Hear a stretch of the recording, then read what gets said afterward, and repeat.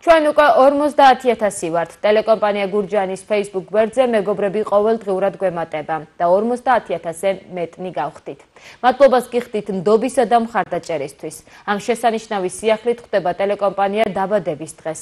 18 აპრილს ტელეკომპანია გურჯაანი 32 წლის ხდება. 1993 წელს არხმა მაუწყებლობა მწირი რესურსით დაიწყო და მას შემდეგ ერთი დღე არ შეუწყვეტია მუშაობა.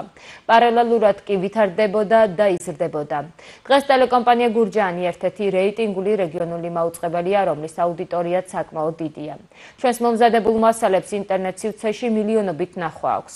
არხის საეთერო ბადე მრავალფეროვანია. მაუწყებლობას დილის 8 საათიდან იწყებს და მთელი დღის მანძილზე ერთგულ მაყურებელს საინფორმაციო ანალიტიკურ გადაცემებს, თოქ-შოუებსა და გასართო პროგრამას თავაზობს. 32 წლის განმავლობაში კახეთში განვითარებულ მოვლენებს ყოველდღიურად დაბალანსებულად და მიუკერძოებლად გიყვებით. სწორედ ამიტომ საინფორმაციო გამოშვება მაღალი რეიტინგითა და ნდობით სარგებლობს. ტელეკომპანია გურჯაანი არაერთი საერთაშორისო კონკურსის გამარჯვებულია. ამ ყველაფერს კი პროფესიონალები დაკომპლექტებული გუნდი ქმნის, რომელსაც არხის დამფუძნებელი და გენერალური დირექტორი თამარ აბელაშვილი ხელმძღვანელობს.